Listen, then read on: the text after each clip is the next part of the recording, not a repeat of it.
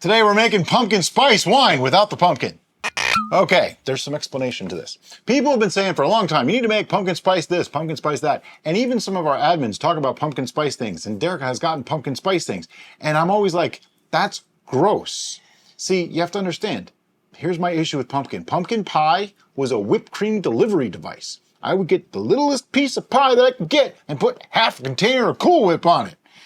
I don't like pumpkin, okay? However, the spices used in pumpkin pie, they're my spices. Cinnamon, allspice, clove. I mean, come on, nutmeg, cardamom. These are my spices, you know? So I don't like coffee. So recently I've been getting pumpkin spice creamer to put in my coffee, and the ingredients are completely absent of any sort of pumpkin whatsoever.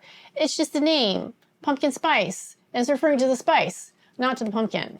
Right. So we wanted to make a wine, and we wanted it to be... there's more. Oh, there's more? Okay. I even put a poll on the community tab of our channel asking you guys, what you thought, whether there was pumpkin in pumpkin spice. Like 75% of you knew there was no pumpkin in pumpkin spice. Why didn't someone tell me? Now you know. Knowing's half the battle. But anyway, I even looked it up, and definitions of it are, it's the spice, not the pumpkin. So, yeah, we decided to make a wine, and what now? So we're making a fruit wine, a country wine, whatever you want to call it. Basically, we're starting with neutral fruits, so that way the emphasis of the flavor can be on the spice. Pears. And we know through fruit juices, even if it says it's this kind of fruit juice, normally it's going to have a cheaper juice added to it that is neutral, that you don't determine is there, and you focus on the juice that they're trying to sell you. Pear is one of the most common additives for a neutral fruit juice. The second being grape juice. Oh, I was going to make them wait for that one, but it's okay. I just want to see what's inside them. I haven't cut open a pear in a long time. What we're going to do, she already kind of spilled the beans here, but it's okay. We're going to go with it. There's a core. Are you just not ignoring that? I'm leaving the core. I don't care. Do we need to know if there's cyanide in pear seeds? There is a tiny amount of cyanide in the seeds, but the amount that's in there will not hurt us. Okay. Because, you can eat the whole thing. And there's only like 8 or 10 here, so it's not a big deal. What we're going to do, though, is I'm just cutting these into smaller pieces. And we're going to put them into a pot with our grape juice. Now, you might be wondering, why are you using grape juice and pears? And, I wondered the same thing. There's a good reason. Our list says water, but we bought grape juice. For a different project that we cannot actually do, so we have all this white grape juice. White grape, not the red grape. White grape juice is pretty neutral in flavor, so I thought, okay, why don't we just use it for this? That way we're going to have a white grape juice, so all you people that like to say it's not wine without grape juice can't say it's not wine. Did you just say all you people? You know what I mean. All the people out there, all of the brewers out there that like to say it's not wine, whatever. I apologize. Yeah, you're only apologizing because you didn't have to say it, and I did. All right, so the grape juice that we're using today is Juicy Juice. Why? Because it was the only grape juice, white grape juice, that we can find at the store that didn't have preservatives in it. It does have ascorbic acid. It does. So I feel that adding the pears, and if you notice, I'm adding the pears, skins, stems, everything, will add a bit of tannins to this, but it'll also add a little extra nutritive content to hopefully make up for that vitamin C. I know it's just vitamin C, and it's just there for freshness and whatever, but in apple juices, we've had not an issue, but where it doesn't taste quite as good in the ones that have that in it. So I was trying to find one that didn't. But the pears I'm just chopping them up into pieces, Just see what we're going to do with them in a minute. By the way, the pears were washed, scrubbed even, because, there could be pesticides and stuff. So we wanted to make sure that all that's off, because all this is going to be going into the brew eventually. These are Bartlett pears, if you are interested in what particular type of pear we're using today. There was a reason why we used Bartlett pears. I think I looked it up when we were in the store. It said that it was good for what we wanted and they were available. Yeah. Some of that comes from, hey, this is what we had in our store. Like, we made a table grape wine just using plain old grapes that we got at Costco. I would imagine you could make a pretty decent brew using any pear you want. But the Bartlett and the Anjou both seem to have good, favorable reviews when it came to brewing with. And if you want to remove the core, feel free. I'm just lazy. And I know it's not really going to hurt us, so I'm not worried about it. I've seen like 6 seeds, honestly. They're tiny and there's not many. But I'm also not breaking them up. Okay, so we have here a pot, and it's on a scale. So that way we can tell you how many pounds of pears we're adding. I want to say it's like 3 or 4 pounds. Again, the pear is there as like an extra backbone, a little extra sugar, so we won't have to add as much sugar to it. And that's why I want to know how much pear I'm adding, so I know how much extra sugar from the pear is going into this. It's much harder to pick these things up once they get suctioned onto the board. Sorry to interrupt the video, but I wanted to tell you about the City Steading VIP Club. It's a super friendly bunch of brewers who get together and constantly help each other and share information. A large part of it is our private Facebook group where you can ask questions and get help. We also have Zoom meetings monthly for most tiers of membership. These hangouts are a great way to ask questions or just hang out with us and the other members. In addition, the higher tiers get their names right in our videos. So consider becoming a VIP. Now, back to the video. Oh, I didn't do it. I was hoping it was at like 3 pounds, 15 ounces. And I was like, oh, it's going to be exactly 4 pounds. No, it's 4 pounds, 0.5 ounces. Yeah, we're just going to call that 4 pounds. It's 4 pounds of pears. Okay, so we have 4 pounds of pears. What's next? Do you want to put the I'm juice going in there to now? put some juice in there. Right. I'm not going to put all of it in. I'm only going to put, we have 2 half gallons. I'm going to put in 1 half gallon. Okay. There's a reason. The stuff in here is sanitized. We don't need to sanitize this, but I need a liquid to basically cook our pears in. And I thought, I don't really want to use water and then dump it out. And I want to have, grape juice be our base. So let's just see how much I have to use. Because the other thing is it'll be hot when I cook it. Just add in more juice and now it's cooled, right? Sounds good in theory. See if I can actually make that happen. I'm pouring more carefully than usual because it wants to splash everywhere. Yes.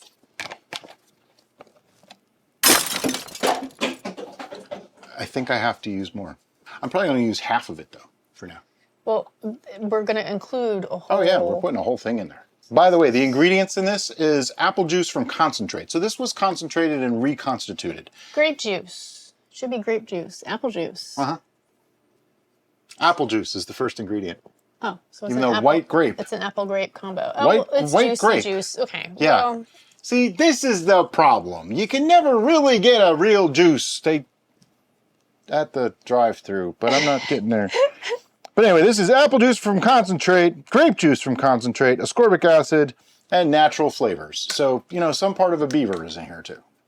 so what is our total volume of this juicy juice? We have 1 gallon total. 1 gallon. Thank you. Sorry if we're a little discombobulated. This is one of those weird recipes that you kind of just go with it. I'm also think- trying to take the notes, and Brian is mad scientist guy, so... I only put in about half because that way we can use this to cool it down later. But for now, I have this pot. What I'm going to do is bring this up to about 160 degrees and hold it there for like 5 minutes. And why are you doing that, Brian? I want to pasteurize. You got me. I want to pasteurize those pears. Okay. Now, technically at 160 degrees, it's pasteurized, but the core of those pears may not actually have hit 160 degrees yet. So that's why I want to get there.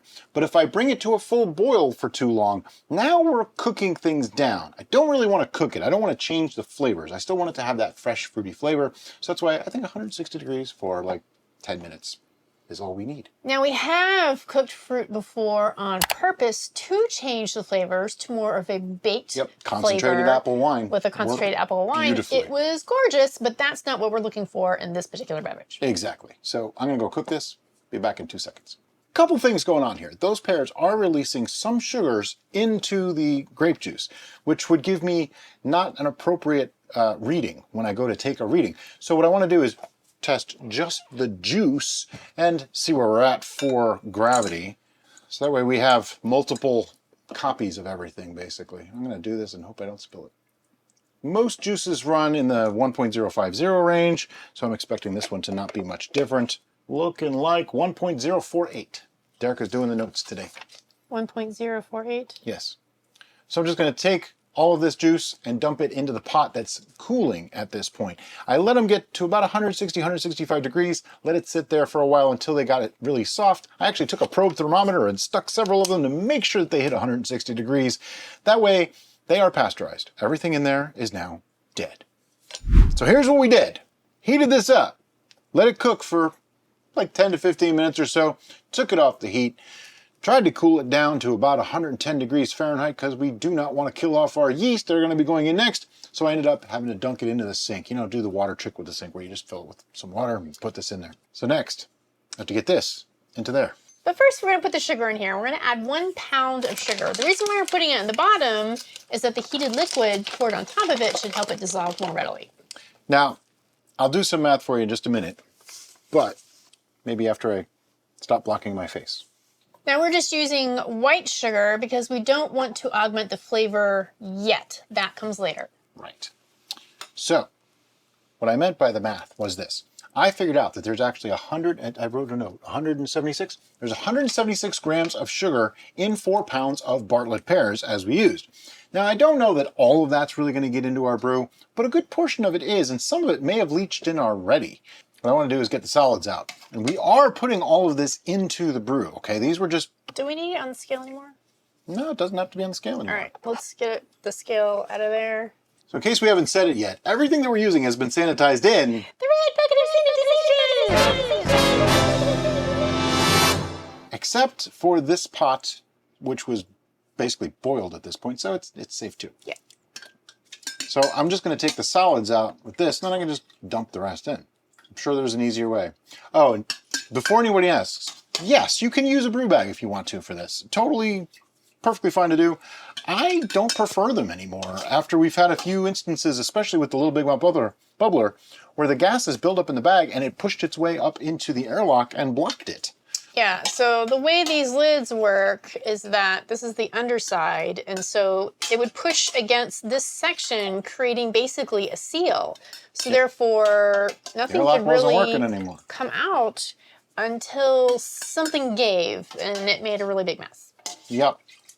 So, I mean, for some things, I'm sure they're great. For this, I'm not so sure it's necessary. Lots of times in homebrew, it's a risk versus reward kind of scenario. Oh, yeah. All the time. And we have found basically the annoyance that we personally get from using brew bags to be not worth the reward of the ease of just pulling the solids out. Right.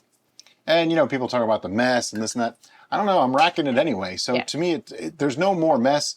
I don't really feel that there's any more waste if you don't use a brew bag, because you can get pretty deep into the lees anyway and then just let it settle out again. So you're not really losing anything. So it's really personal preference. If you choose to use one, go for it. If you don't, don't. But please don't berate me in the comments for not using one. It happens. All right, now that we have that done, I'm just gonna dump the rest in. Looks like there's one piece floating in there, but it's okay. I don't wanna burn you. Yeah. Plan that out pretty perfectly, except for one little problem. It's gonna get foamy, I think. All right, so now we do have to wiggle our paddle down in there to get to the bottom, because we do have to stir and make sure all that sugar gets incorporated. We just need to be gentle about it because we don't want to slosh too much up here. Because somebody overfilled it. I got greedy. We did take into account the displacement that occurs with the solids of the pears. So it was more than that 1/4 of a gallon addition or whatever it's 1 1/4? It actually holds 1.5 gallons right up to about where it is now. So yeah, 4 pounds of pears adds 1/2 gallon. So we may have a little, you know, leakage. Sounds really bad when you say it like that, but it'll get up in the airlock. I'll probably need to put a blow-off tube on. If you don't know what I'm talking about, as fermentation occurs, things tend to expand a little bit. So we'll get some foam and everything like that, and it could push up into the airlock. If I use a blow-off tube, which is basically just a piece of silicone tubing going into a mason jar, it's a more free and open way for the gases to escape for the first couple of days when it's most active. And that is probably not a bad idea for most fermentations, to be honest. Now this water is still a little bit warm. It's a little past like blood temperature, so it's like 110 degrees, which is really good for the yeast. But past that is not good for the yeast. They will actually really like this. They will start their work pretty quickly. Probably see activity within just a few hours. If you don't, it's okay. We're getting a lot of comments and people saying that they haven't seen activity for a day or two. It's totally fine. Every environment, every brew, every yeast, every situation has different variables that may accelerate the startup of activity or Delay. So it's Don't not, get upset. There's no timetable with home brewing. Well, if you've gone 4 days and see absolutely no activity, check to make sure that your airlock is not unsealed somehow. Look for bubbles coming up the sides. Right. That's the only real timetable on that. If you haven't seen anything in 4 days, pitch a new yeast. But what I meant by there's no timetable in home brewing is we've had lots of people in the comments say, well, mine didn't start exactly when yours starts, so I threw it away, or mine wasn't the same gravity as yours was, so I threw it away, or I didn't do any checks, I just racked it when the time that you racked it because that's what you did. No, please don't do that, because that's not how home brew works. Your brew has its own timetable. Right. It's a biological thing. Yeah. You can't tell it what to do because it doesn't even have ears. If it can't hear you, it can't. Yeah. It sounded better in my head. So our target gravity is about 1.110 on this. However, it's probably going to be lower for 2 reasons. 1, we have more than a gallon. So our target gravity would have been if we had a gallon of liquid. And 2, some of those sugars have not come out of the pears yet. So I can't guarantee that it's going to be exactly where I want it to be, but it should be, a reasonable gravity. So let's find out where we're at. Looks like 1.084. According to the hydrometer here, 1.084 could be somewhere around like a little over 10% alcohol by volume. So, it's not the highest ABV we've ever made, but it's okay. So now we're going to check our pH. We initially intended on adding acid blend, but we thought better safe than sorry, check the pH first just to see if the acid blend is necessary. Right, because acid blend is an acid. It is going to change the pH, but I also want it for the brightness of flavor. We can always add it in conditioning if it doesn't work for primary. Generally speaking, you want close to 4 to 4.5 pH. So we're at, looks like 3.7. It's not changing much. By the way, these pH meters are great. It's like 20 bucks. We'll have links to it.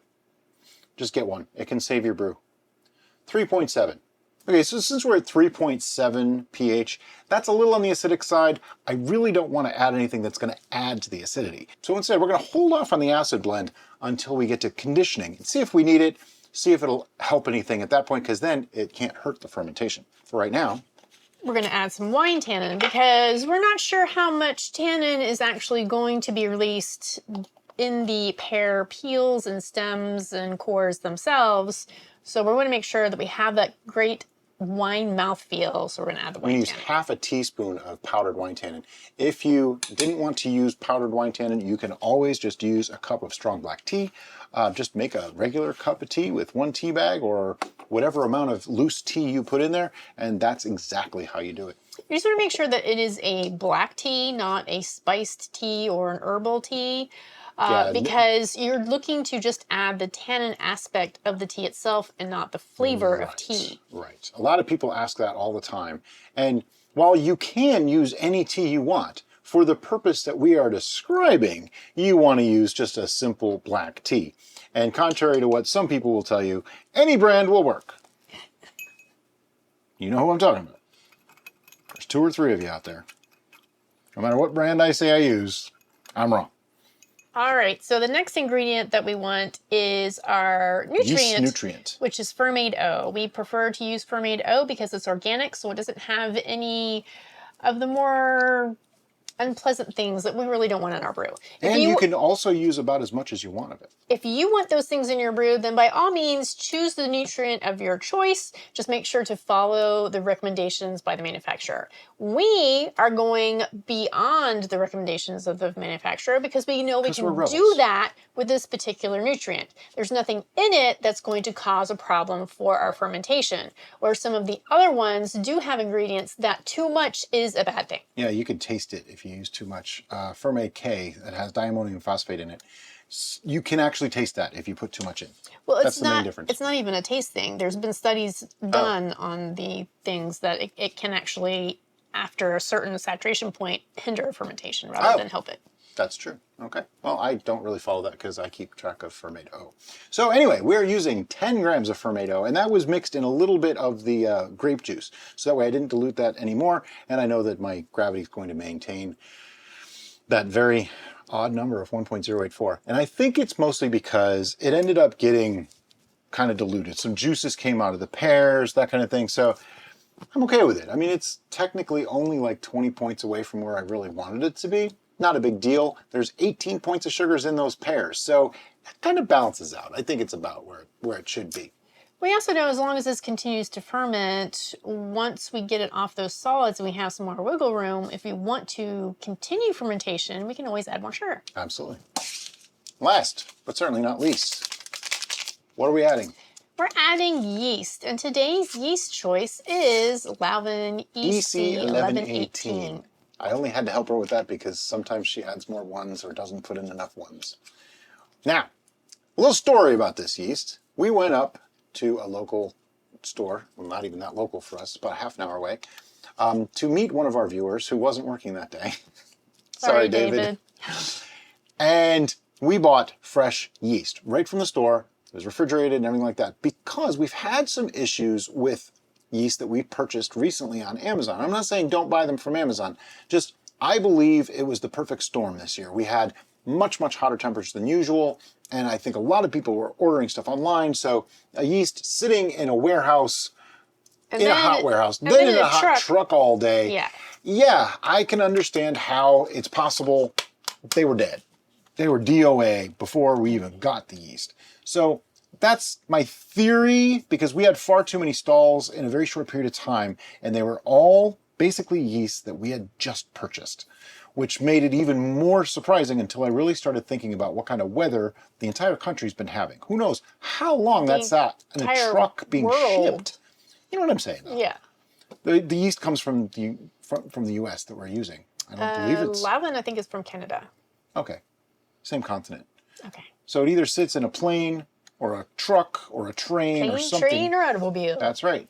And it takes a while to get to us. So in that time, it got heated. I think it was dead.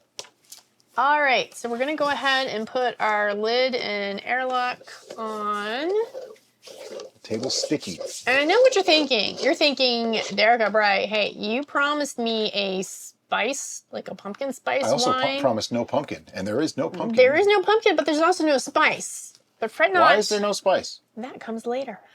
Yeah, spice is an antifungal, antibiotic, antibacterial, whatever you want to call it. It's anti-living stuff, okay? We're trying to get living stuff to do their thing, which is to make alcohol. If we put in things that could harm it, we'd only be stressing those yeast. So, yes, in the past, we have totally put them in, and it's mostly because I was lazy and I didn't want to break it out. But I think in this case, it also gives a little bit more control. We can put those spices in there, and we can taste it over time until the spices extract exactly how we want them to. But that comes later, because for now, this needs to ferment. There's one more thing that is very important that I need to get right now. What's that? We often talk about a lipped tray, but we never show you. So there's a lipped tray. Isn't it cute? It's a half baking sheet. And we use that because it has a lip, and it really has to leak a lot to get over onto there and over the sides. That's it. It wasn't meant to be exciting or any big reveal. It's kind of anticlimactic, but it's important. That's what we do. You know, put it on a lipped tray, because if this leaks all over the place, it'll go all over your table and your kitchen. And now it's just going to go in that tray. Yeah, now it's just going to go in the tray. Just do it. Anyway, we're going to let this ferment for probably a week or two, and we'll be back in 2 seconds to show you what it did after that week or two. Okay, it's been 2 weeks. I have actually opened this a couple of times and pushed the fruit down to keep it wet. There's no mold, there's no weird growths, no weird smells, no nothing. It did leak a little bit because we were so tight to the top. But let's not take our word for it. Let's show you what it looks like.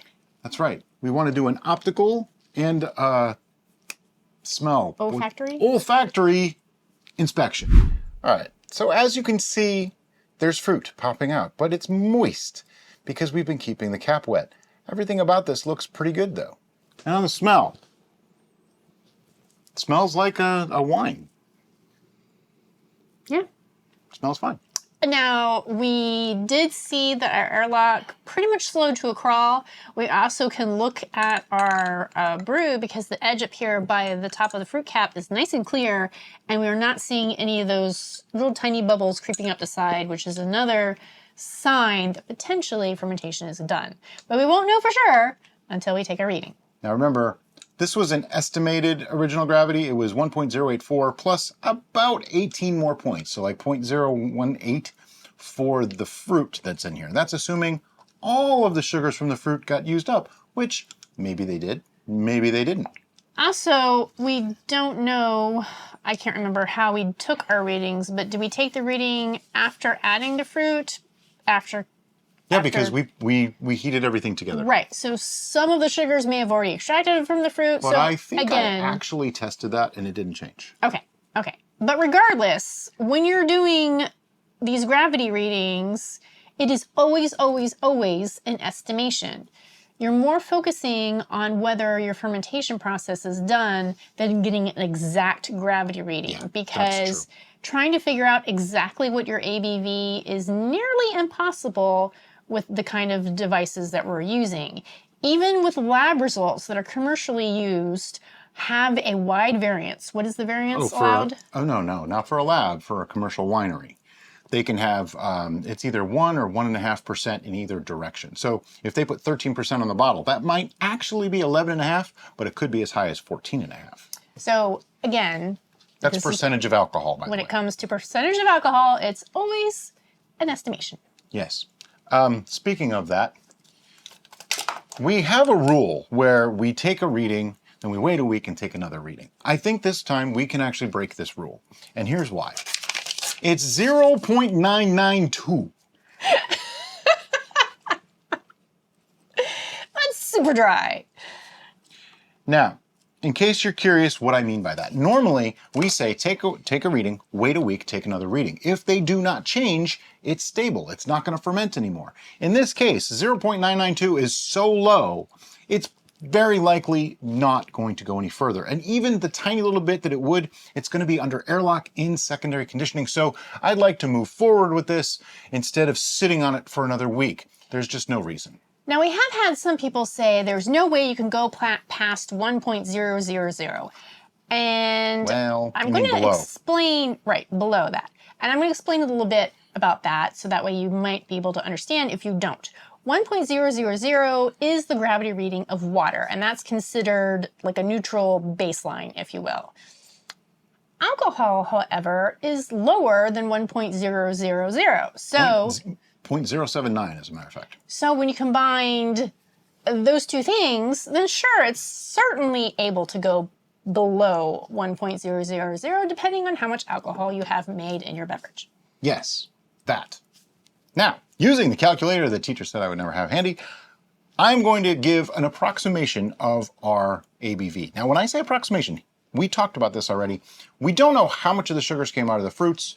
We have no idea how much came out. So here's the way I'm going to see it. Some had to have come out. I know there's 18 points worth of sugar in all that fruit. What if we say half of it?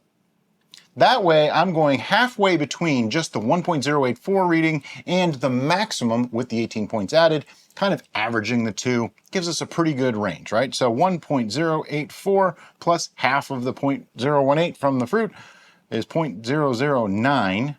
Gives us a 1.093 original gravity minus 0.992 gives us 0.101. So 101 points used up times 135, which is my coefficient of choice. And the reason I use 135 instead of 131.25 is because as you go higher in the ethanol concentration, it actually alters things. It's not the line doesn't go like this. It's more like this. It's a bell curve? It's not even a bell curve because that goes up in the middle and comes down. This is just a curve. It's a logarithmic scale. That's what it is. There you go. Words. I had to think of the word, you know? I'm a brewer, not a scientist. But anyway, sort of. Damn it, Jim. Yeah, right? Anyway, times 135 gives me 13.635. So I'm going to call that 13.5%. Just to play it safe, 13.5%. Now, does that mean we have exactly 13.635%? There's no way I could have 1,000% accuracy. No way. So I usually go with 0.5% to 1%. I don't worry about it too much. This could be anywhere from, say, 12.5 to 14, 14.5 even, and we're all in the same ballpark. If you ever hand someone a wine And they say, well, what's the ABV on this? And you say, well, this is 13.5. And they say, well, I don't drink anything less than 14. You know what? Take back the wine, drink it yourself, and don't give them any more. And if they tell you that they can taste the difference between 13.5 and 14, they're full of crap. Check their eyes. They're probably brown. Anyway, so what does the 13.5 mean to us right now? Means we're probably not going to get vinegarization. That's right, because at 10% ABV is when the acetobacters are starting to have trouble converting the alcohol into vinegar. Acetic acid. Once it goes past 15% ABV, it's almost nearly, possibly impossible to turn into vinegar. We never like to say never. We never like to say never, and that's why Acetobacter can't read any better than yeast. So, right. 15%, 14.99%, can they tell? And again, that comes back to our own accuracy. Right. We could be close to 15%. Yeah.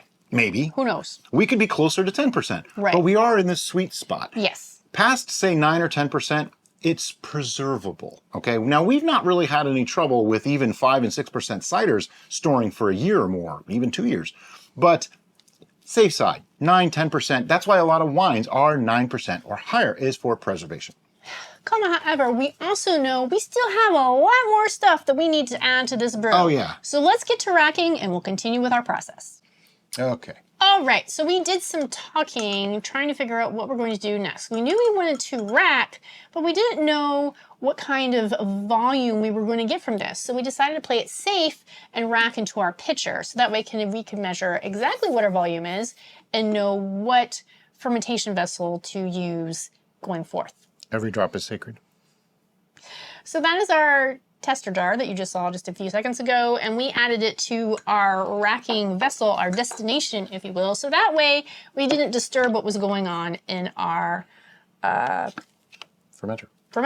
Thank you. Words. This is the first racking. So, you're going to get a little bit of extra in here and it's going to sit for a while.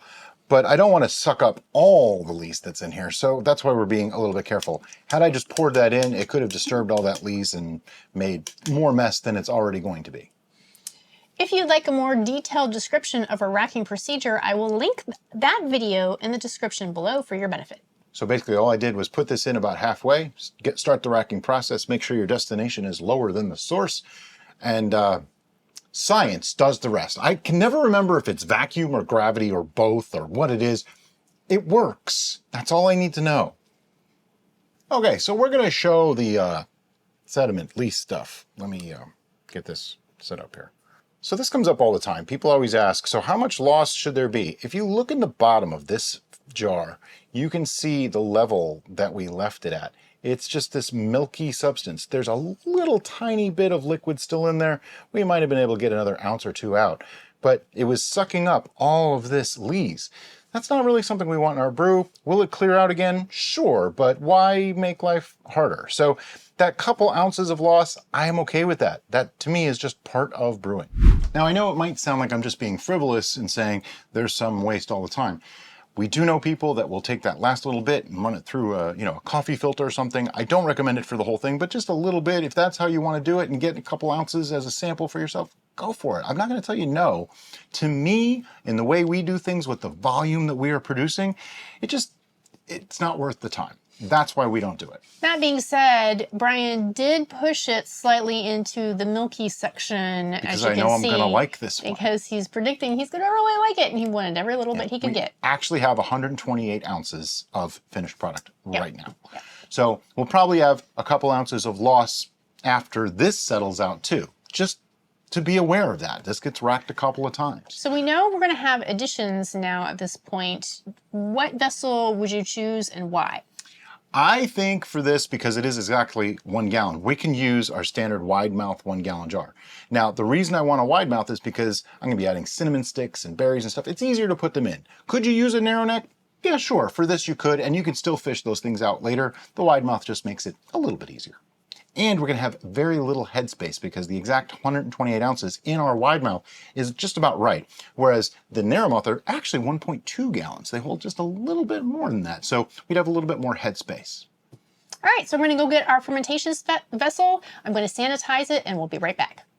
Okay, so we racked it. We have 128 ounces. We have a sanitized fermenter right here. We have some spices, but not everything that's going in this is going in this today because we are actually going to be sweetening it with something that is fermentable. So we're going to wait on that, but more on that when we get to that. For now, let me add the spices. I'm using pumpkin spices, but there's going to be no pumpkin in this. First is cinnamon. Now this is probably not the good stuff. This is probably, what is the other one? Cassia. Cassia. This is cassia, okay? We'll call it cinnamon, but it's cassia. It's okay. 1 cinnamon stick. So if you can hand me the list in your pen, I can write how much of each of these items we're adding. And why is that? Because I'm making it up as we go along? Because yeah. Well, okay, I make these kind of things like I cook. And I have an idea of how much to put in, but I look at these allspice berries and I go, well, they're different sizes. So if I say 6, that's not as crucial as if I look at it and say, okay, well, this time I needed 8 because one of them was tiny. You know, that kind of thing. He's also a fan of allspice. So I love allspice. Next is allspice, by the way. And I'm gonna probably call this by the teaspoon instead of, ooh, that's too much. Do you want a teaspoon? No. Okay, so what I mean by this is, see, look, one of them is that big. One of them is that big. So if I told you 3 and all you had was the tiny ones, you'd have a vastly different extraction than if I told you 3 and you used only the big ones. So we're gonna call it about a teaspoon to a teaspoon. My nose is itchy, got one of those hairs going up there again. Okay, we're gonna call it about 1 to 1.5 teaspoons of allspice berries. Now that I've been rubbing on my face, I gotta go wash my hands in turbo, so I'll be right back.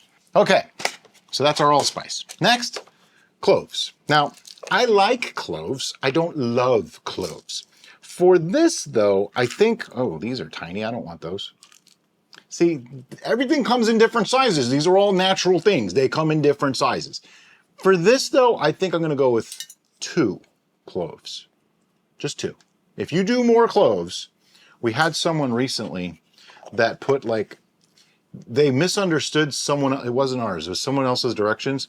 Instead of 2 cloves, they put in 2 tablespoons of cloves or 2 teaspoons, something like that, Yikes. into a 1 gallon. Yikes. And their question was, how can I get rid of the overly clove flavor? And I was like, you have to dilute it. That's about the only thing you can really do. And for that much, I think you'd have to dilute it significantly. Yeah, you'd have to dilute it by however many 2 times it took to get to 2 teaspoons. So by 10. Yeah, clove is super powerful. Yeah. And then the last but not least is cardamom. Now cardamom is another interesting one. It falls somewhere between a lot of these. Yeah. And you don't want to just put the whole in. You want to actually crush it and kind of open it for this one. I'm just going to do 2 cardamom pods. It's not my favorite spice, but it does add a nice... Yeah, it's kind of licorice adjacent. Yeah. It's like spice with a little bit of licorice added. Neither Brian nor myself are huge fans of licorice. So that's why we're limiting our amount of cardamom. If you really love licorice, then perhaps you might want to add more. You'll only be able to figure that out on your own. You know what? I'm making an executive decision. More cinnamon! More cinnamon.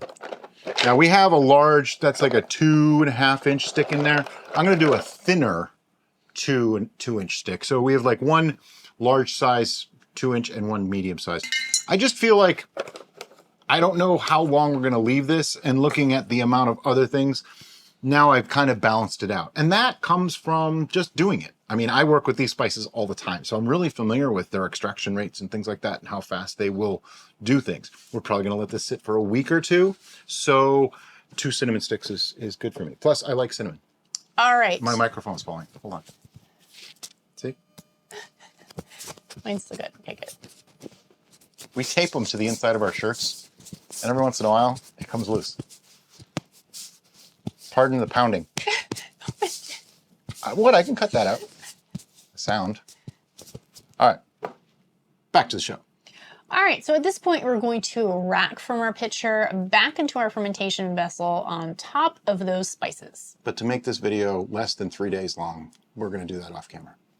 We filled it to the rim with brim. We are like right there. And I am so happy that fermentation is done. Yeah. Because if it wasn't, we'd be looking at a mess right about now. Yeah.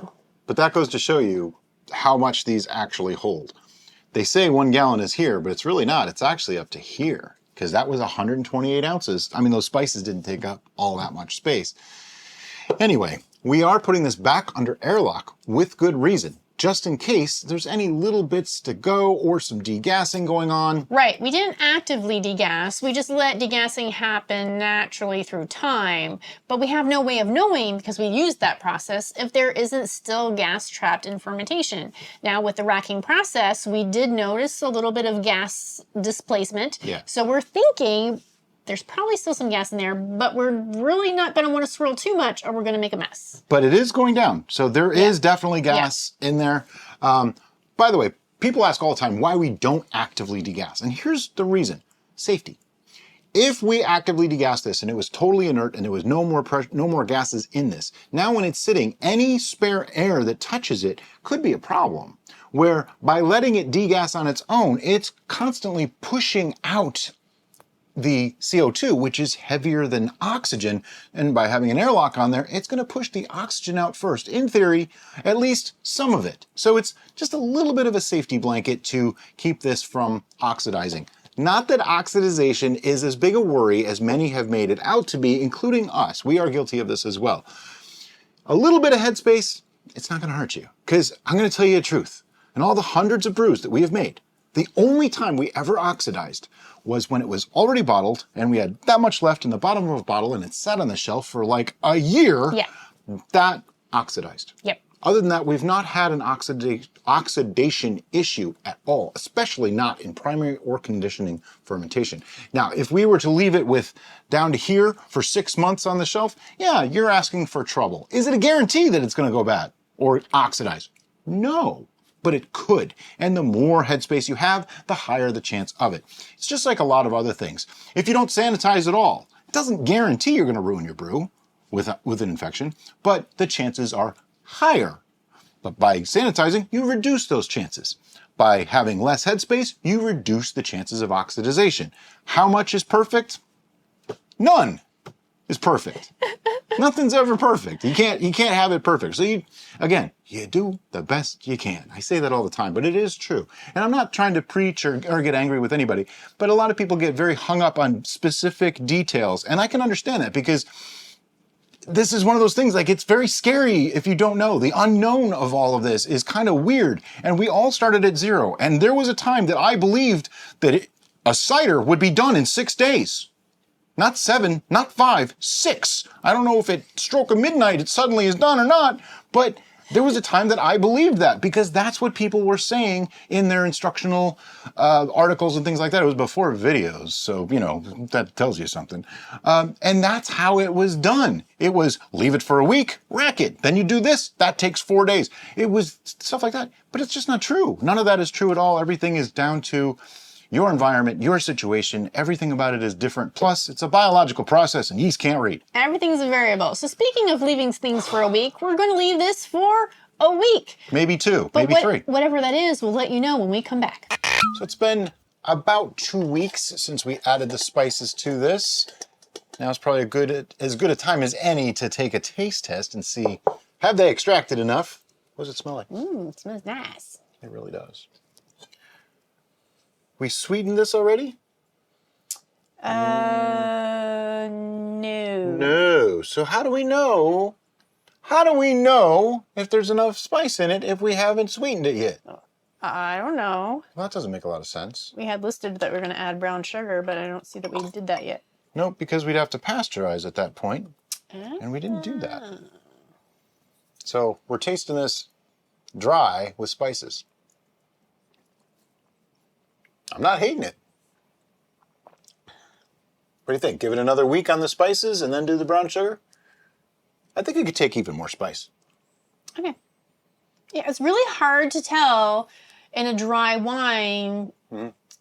I like these spices sweet, so that's why it's... Right, because the dryness, the astringency, the tannins of the wine itself kind of compete or blend with the spice notes, so it's difficult to tell what is spice and what is the natural state of the wine, the dry wine. I'm going to say we package it back up, put it back on the shelf, give it another week. Okay. And then we'll sweeten it up with some brown sugar and move forward. Sounds good. When last we left this, we added spices and let it sit for about 3 weeks on those spices. Why 3 weeks? Life. So today, We're going to give it a taste and see if it's done getting spicy. I was actually hoping it would clear a bit more too. So there's that too. It smells spicy. But Sure it does. smells good. Ooh, yeah. It smells really good. All right. We do not need to check gravity. We need to check flavor. Check flavor. But do we want to rack it to the pitcher first? Well, I want to make sure that it's spicy enough for your profile of spiciness, as you are the spice king. Quite sure, based on the smell alone, it's actually got a slight haze. Not too bad though. Wonder what made the haze. It's grape juice and pears. Pears? I don't know. Smells like a candle shop. It does. You don't want to... Oh, okay, I'll taste it. It still smells like a candle shop. I think the spices are strong enough. I don't think more time is gonna change that. 3 weeks on the spices, it's about all you're gonna get, really. Mm-hmm. But it's got a good flavor. It's very dry. This is at 0.992. So that was just like, do we taste the spices? Oh yeah, taste the spices. Ooh, getting a little more cinnamon on the back. Ooh, yeah. Oh, that's very nice. All right, so now it is time to rack. Yep, we're gonna rack it to a pitcher first so that we can sweeten it with impunity, and that way we can get our final flavor profile going. So now we have our basic idea of what this tastes like. We have it in a pitcher. Now it's time to sweeten it. And we're going to sweeten something that we almost never use. We're going to use dark brown sugar. And we don't use it much because as a fermentable, I don't prefer it. Molasses has a tendency to taste like it's spelled until it's aged for a long time. So I don't really like it, but I like the flavor of molasses and I like it as an after addition. So we're going to use it here. How much sweetening? I don't know. Is it 992? It's going to take quite a bit. I got a pound here. I'm going to start with like a quarter pound. Would you like to explain why you're talking about molasses? Why am I? Because what is, well, that's what brown sugar is. It's sugar and molasses. Well, some people don't know that. Oh, I'm sorry. She's right. Modern brown sugar is actually just white sugar with some molasses added to it. That's really all it is. And we're using brown sugar because we want that molasses, richer flavor in the spiced wine. I just think it seems like a nice combo for this type of brew. It's going to darken the color quite a bit though. And yes, before someone asks, we're going to have to pasteurize this. That's just a thing. We're going to have to do that. So by the way, we are using our pitcher with the handy dandy raised lettering in metric and American. Well, it's ounces and milliliters. Let's say that. And we do sell this on Amazon. We do get a tiny commission if you buy one. It's a very popular item, but we love this for many, many reasons. And this isn't just an advertisement. This is actually telling you why we like this product. First, it lets you know if it's mixed. Like I don't hear the granules anymore. So I know this is probably mixed. I'm gonna let it sit for a minute and make sure. The numbers and raised numbers, so they're not just going to wear off, in milliliters and ounces is phenomenal because I can just look and know that it's this many milliliters or this many ounces for filling bottles. You know how many milliliters you have. If we're working with gallons, we know how many ounces. Awesome. And that spout. This spout right here is the best spout I've ever seen on a pitcher anywhere. It lets you pour without it spilling all over the place. Like my Pyrex things, they spill all over the place when you try to pour them. He wishes his Pyrex had this spout. Oh yeah. Oh, absolutely. The only thing that I don't like is it's made of plastic. But for this product, it doesn't matter. We don't put metal utensils in it. We don't, this is what goes in it. That's it. We mix in it. That's about all we really do with it. It holds water sometimes. That's what we do with it. But it gives us a lot of flexibility for what we do with it. And I didn't need to remove that yet. So our quarter pound of sugar is mixed in. Time to take a taste. It did not alter the smell at all. I would expect brown sugar to have some alteration, so I'm probably going to need more. It's not bad. It needs a lot more sweetening. But it's definitely on the way. I'm going to go another quarter pound. This is one of those that I will like it sweet. I will want this to be sweet. It's a holiday thing. It's a, you know, you want it to be sweeter. I mean, think about it. Did you ever have a non-sweet pumpkin spice latte? Not sure I'd want to. That sounds kind of gross. It sounds unpleasant. Listen to her being all politically correct. Get in. There we go. Okay, that's about half the bag. A lot of people have said, instead of just adding the sugar the way we do, couldn't I make a simple syrup and do that? You can, absolutely. You will be diluting your brew as you do it.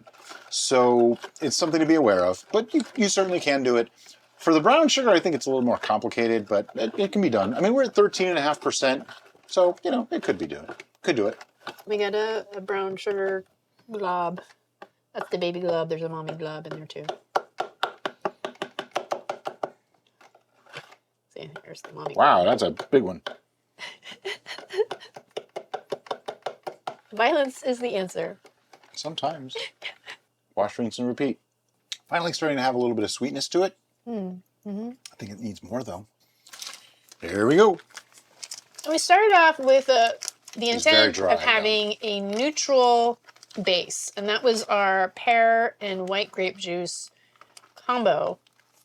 And I believe the white grape juice was actually a combination of grape and apple and other it was a combo neutral juice. flavors. It was juicy juice, let's be honest. And it actually worked out really well. We're not getting any distinctive fruit note from this at all. It is pretty much Spices. a juice with spice. It's spice juice. Spiced wine. Changed the color a lot now. Can't say that I love the way the color turned out. But it is what it is. It actually doesn't bother me. Looks like tea. It looks like if something was spiced, I would imagine Yeah. it should be that color. I think I know something I'm going to want to add to this. I will disclose it soon. Does it begin with an A? No. No.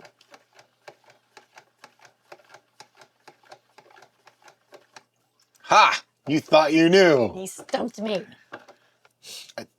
What do you think? Let's talk about this before we just make decisions. I think it's got a nice sweetness. The spices are definitely strong. It feels watery to me.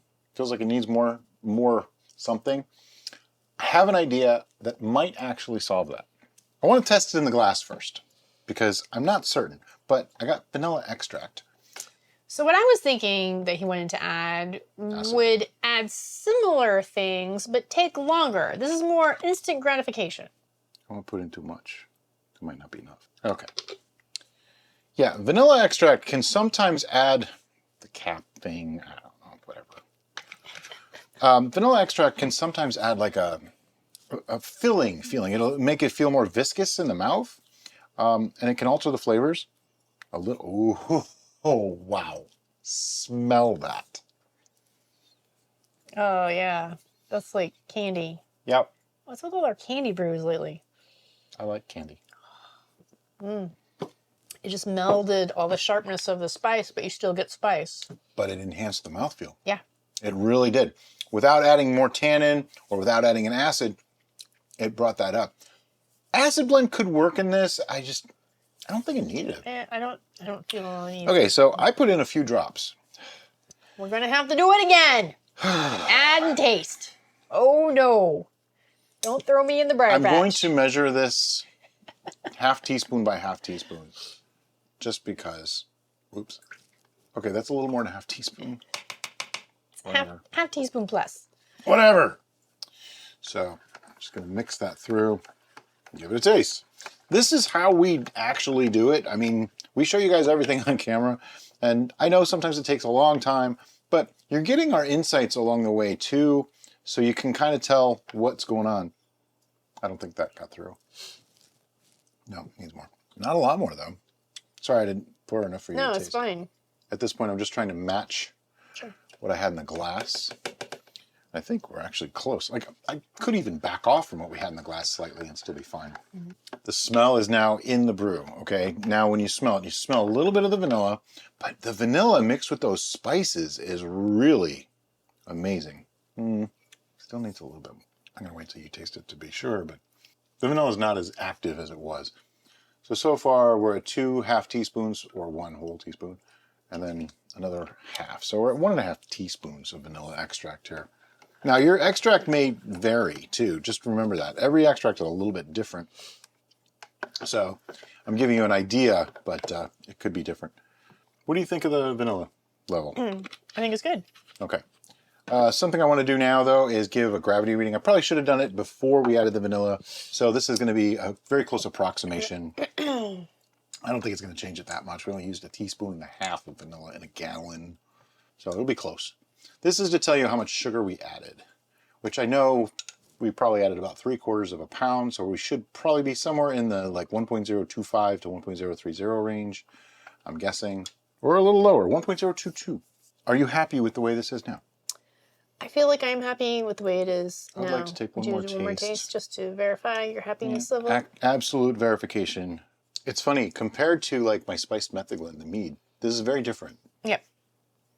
Yep. The honey really does add a lot to the flavor profile. This is a lot simpler, but still has all the spices, which makes it interesting and more difficult to kind of balance it.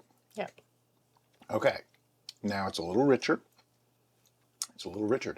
It's more filling in the mouth. I broke her.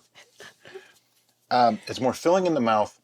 I'm getting a little bit of the molasses richness coming through. I think the vanilla helped bring some of that molasses from the brown sugar through.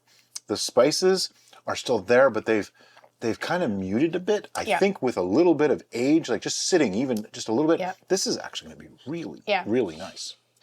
Yeah, when we first started our tasting and our adjustments, it was all spice. It was spice in a liquid, and just like it felt like spiced water or spiced tea. And now it has more complexity. It has more notes, nuances added to it. Absolutely. So the spices aren't just like in your face. It's like we're spiced. We're definitely spiced. But there's some mouth coating. There's some sensations in here besides just spice and liquid. Right. So good job. Thank you. Good job on you, because you helped. You know, this is a team effort here. Anyway, what we're going to do next with this is we're going to rack this back to a fermenter, and we're going to pasteurize it using our immersion circulator or sous vide. We have a video on how to do that exact thing. I will make sure to put that video in the link of the description below, along with everything that we've used and our recipe. So that way it's convenient for you. And once that's done, we're going to stick an airlock on it. Actually, I'll probably have the airlock on it while I'm doing that.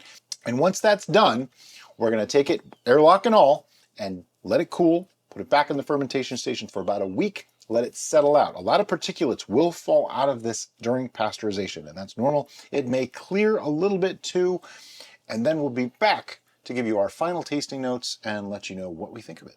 So see you in about 2 seconds. So it's been another week, and that brings us to a total of not quite 6 weeks on this. This was started September 14th. Today is October 25th. So that's, like 6 weeks, just about. Let's get it. Whoa. Condensation. Yeah, it condensated. Okay, it smells amazing. Yep. I just want to say that. Now, I do want to point something out. We were at probably about 13.5%, and then we added a bunch of brown sugar and stuff to it. That probably diluted it a bit. That's something that we don't really talk about much, but it is true. It does dilute it. Probably brought it down to like 13%. It's close enough. Homebrew, you can never be exact, so I don't worry about it. Just gonna set that on top there. All right. Clarity. It's not. It's not. It's a little hazy. It looks like apple cider. It really does. US style apple cider. Yeah, the cloudy juice stuff. Thanks. That's what it looks like. And it smells a mean, lot like that too. I can see my finger through. Like if I go like this in the glass, I can see through it. So, it's got a slight haze. Let's just say that. Not that important. Doesn't bother me at all. In fact, it looks appropriate to what I'm expecting. Yeah. But doesn't that smell It like is spiced smellerific. apple cider? Yes, it really does. It's smellerific. It's one of those things you could just smell for like an inordinate amount of time. It is strange. I do kind of even get the apple smell. Yeah, like it's I think you expect to smell apple when you smell those spices. Right. Because this is the pumpkinless spice, right? Right. You know? yeah. There were no apples used in this intentionally, though I No, believe there's pears. Pears and white grape. Right, but it was grape. I think there was apple Oh yeah, in it the was. grape. Yeah. So there is actually apple in this. There is actually pear That's in why this. I said not Yeah. intentional. Oh, See? now I understand. And this was EC 1118 yeast. Not known for retaining the greatest of flavors, but it actually does a pretty good job. We used to trash it years ago when we didn't really know much about it. Then we started using it more and realized it's actually a pretty decent performer. Is it the best yeast in the world for everything? No. But for certain things, it does a good job. I can't get over the smell. The cinnamon is lovely. A little touch of clove coming through, the allspice. There's so many good things happening here. Let me encourage you to get over the smell. All right, I'm going to taste it. Oh, wow. Isn't that lovely? That is awesome. I'm getting the fruity notes coming through. Yeah, the and fruit. I'm still getting apple on the flavor, but it's not just apple. It's like mixed fruit. Yeah, almost like not quite dark fruit. It's like pears, apples. Even maybe a little bit of grape. I was going to say peach, but it could be more like nectarine. There's a fine line there. It's not quite as juicy sweet as a peach, but it's definitely got something like a white flesh fruit. Grape is definitely a little bit in there. Definitely the pear apple combo. Yeah. Yeah, this is fantastic. I'm not even It's gonna rich. bother with poker It faces. fills your mouth. There's a good viscosity to it. It's got enough tannins to give some mouthfeel, but not so much that you want to pucker up. Like it's not like kissing a cup of tea. Yeah, I'm getting more of the puckery sensation from the spice rather than the tannins. Right. Where the tannins are just doing their job and giving that nice coating mouthfeel. Right. I think brown sugar was the smart way to go. Yay. There's an extra richness here that Yep. it's not just sweetened. There's the molasses flavor adds depth to it that just wasn't there. And wow, it's amazing what a difference sitting for a week did. It's a totally different beverage. Now, we probably won't bottle this for a couple months. We just like to give a tasting at this point to give you, this is where it is now, and then in a year, you get the real tasting. But This is great. yeah, this is fantastic. This is pretty much, when we set out to make this, this is not exactly what I expected, but this is as good as what I'd hoped. Yeah. How's that sound? Yeah, when I'm thinking about the flavors that I'm getting, if I focus on the pear aspect, I'm getting kind of like the poached pear dessert type thing. Oh yeah, and that's the brown sugar coming through on the And then pears. when I think about the apple, I'm sent back to my favorite spiced apple yogurt. I don't know why. That's just where my brain goes because of my experience. But I could imagine also the apples that sometimes they serve as a side, like at Cracker Barrel Oh, okay. and those You type had me of thinking places. like TV dinners for a second. Well, it's the same concept, just not. It's gross. Basically, they're cooked apples and spices, which would be basically The same thing, the same thing. except that there's pears and Right. juices. Right. But like when I focus, that's where my brain is Yeah, remembering. I'm not arguing with you. Just being me. Yeah, as far as flavors go, that combination of cinnamon, allspice, clove, cardamom pods, and brown sugar is hard to beat. It really is. Once you sweeten that up, man, wow, that's incredible. It's reminding me of like a mulled wine. What's crazy is I don't really taste the alcohol. No, It's mellowed in No. already. no. This is a sleeper drink. You will drink half a gallon of it and then try to stand up and I can even see this warmed up slightly, like Oh, on yeah. a cold winter's night. Sure. Just chilling, drinking this, and then there's realizing a lot that of ways to use this. standing really isn't an option anymore. Yeah. I don't know that I'd like this as well cold. This is definitely one room temperature or, as you just said, warmed up Yeah. would be really lovely. I can even see taking some apples and cooking them into it to heat it up, and then, you know, putting a little piece of apple in the bottom of every cup kind of thing. But yeah, there's just not a lot more to say, you know? I mean, we added the spices, we added brown sugar, we added some vanilla. Yeah. That's the other thing. Yeah. Like, there's something else here that's adding richness. The vanilla brown sugar combo, I think, really elevated this beyond just spiced conglomerate. Now I want to say something. We are still about 2 months away from Christmas time, or the holidays, however you want to say it. So you still have time to get this to 2 weeks older than ours is if you were to start this like now, although this comes out in a few days. So you got just under 2 months, okay? You got time. You got time to make this. And this would be a great holiday beverage. Absolutely. It's evoking all those good times, celebrative memories, if you will. It's Christmassy. It's holiday-ish. Ah. But guess what we got to do now? Numbers. Okay, our first score is basically like, how easy would this be for somebody to do it off of what we did and taking notes? I don't see anything here that would be too complicated. This is not a beginner's brew, okay? This took a little bit more. There's more additives in there. I think I would knock it down to a 9, just Or an 8. Simply for complexity. Yeah, there's a lot going on. You'd have to know how much vanilla to add. You'd have to know how much brown sugar. There's a little bit more going on. You don't want to overdo the spices. I'd even go like 7. We have cats trying to climb into windows. He got there. He survived. It worked. I'd even go 7.5. I think this is a little bit beyond a straight up beginner. If you've got 10 or 15 brews under your belt, you've played around with stuff, you could do this. I think you also need a bit of time so you can not ignore it. I think it needs to be tasted along the way to make sure that you don't overspice, you don't want to over vanilla. So is this so much a repeatability as a complexity? I think it's a little bit of both. Repeatability, no problem, except for the complexity.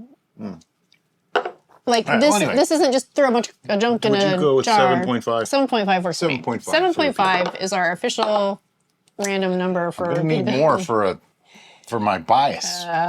Because the next score is how much do we like it? Plain and simple. Do we like it, and how much? The simple answer is yes.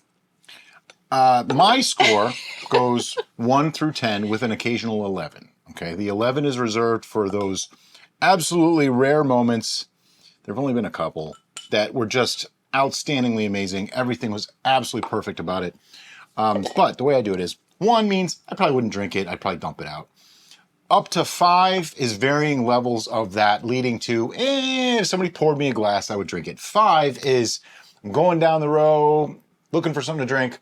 Oh, yeah, I'll have some of that. Okay? Leading up from 5 to 10 is varying levels of, ooh, that one or that one over that one. 10 is, before I even get to the rack, I know what I'm picking out. And 11 is, I thought of it last week, and why haven't I had it yet?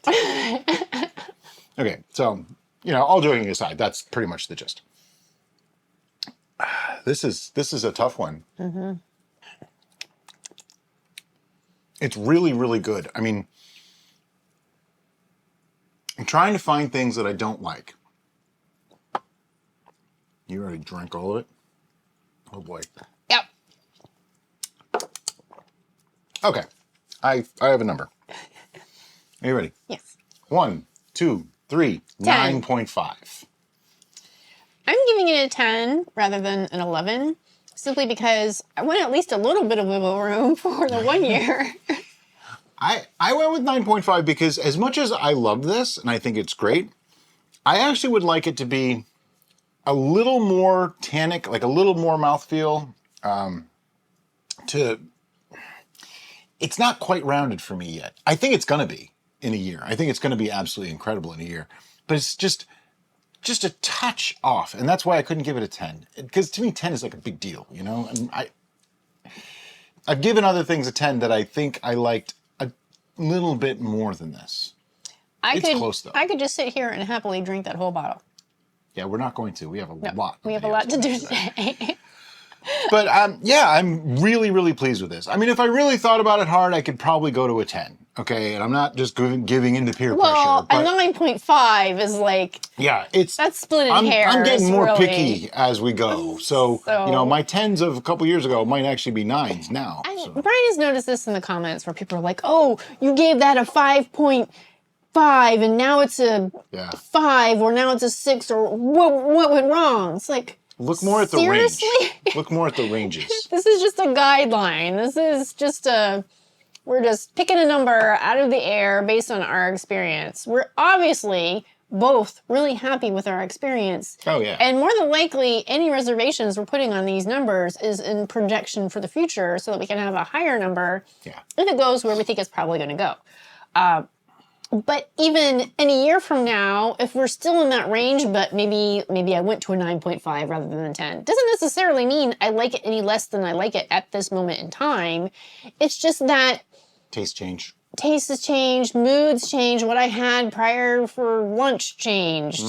There's so many things, but that doesn't mean I went from I loved it to I hated it, from a 10 to a 9.5. Yeah, we've had people nitpicking between like a half a point difference, thinking that this is good and this is not. And I'm like, whoa, half point means nothing. No. Unless you're talking 1.5 to 1, but even then, 1.5 ain't all that great, you know? If I jumped from a 10 today and then a year from now I gave it a 3, that's something then to consider. that's but I don't even like down anymore. to a 7 or an 8 from a 10 really doesn't change anything other than. Pardon that interruption. Our cats decided now is the time to go crazy in the next room. But in summation, this is amazing. This is really, really good. And don't let our scores, if they're just a little tiny bit different, really sway you. Look more at the ranges, like I kind of described it. I mean, if it's over a 7, it's great. If it's below a 7, it's probably pretty good. If it's below a 3, not so much.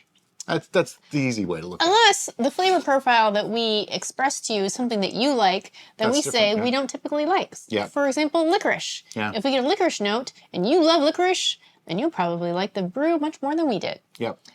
Anyway, make this, and thank you so much for watching. That's my line. I'm supposed to say, as always, guys, thank you so much for watching and have a great day. Bye-bye.